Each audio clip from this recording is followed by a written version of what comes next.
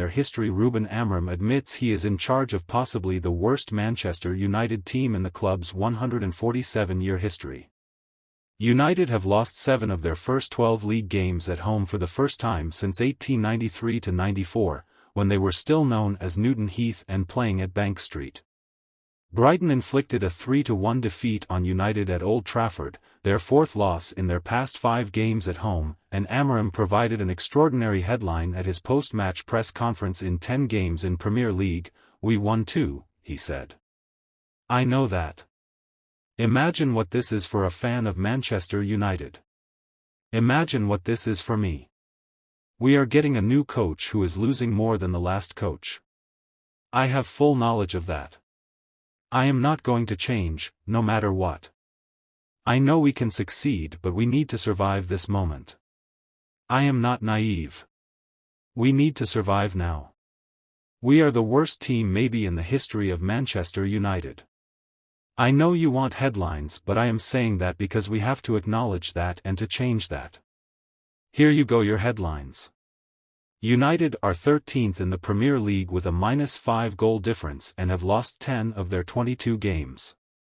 The club finished 8th last season under Erik ten Hag, and that was United's worst finish in 34 years. They are currently in the same position they ended the 1989-90 campaign in.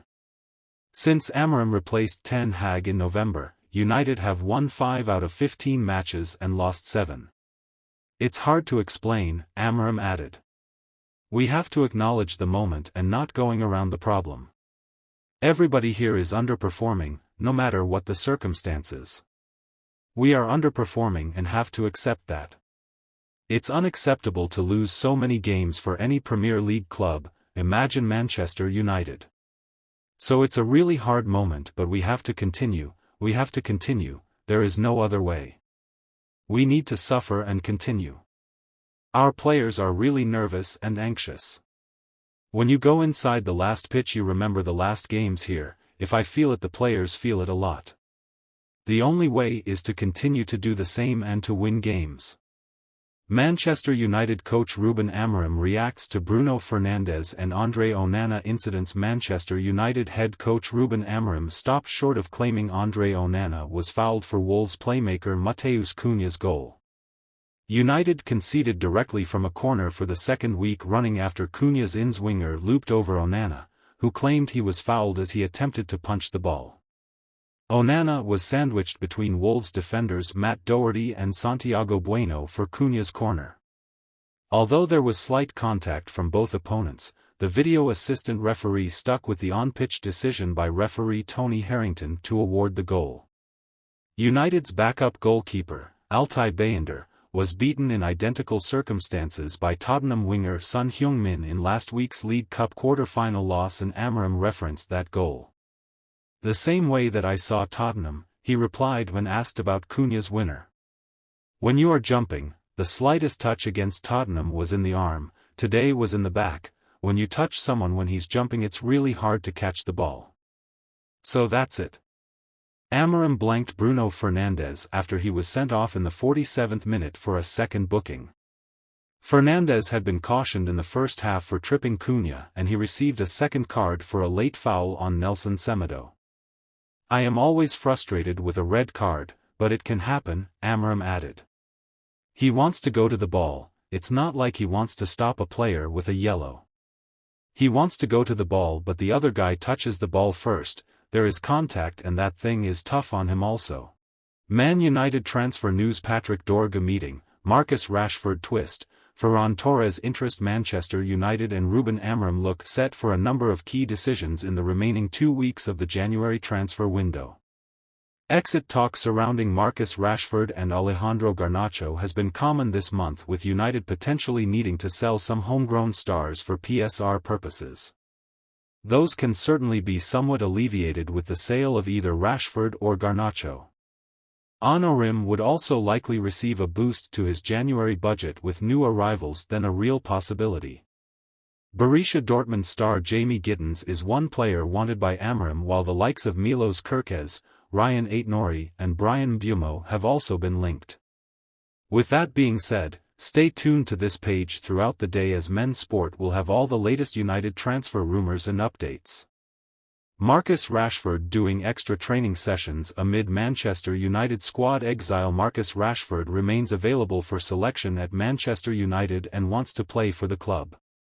Sources have clarified Rashford, who outlined his desire for a new challenge last month, has not declared himself unavailable after he was left out of the team for the 9th match running in the 3-1 home defeat to Brighton.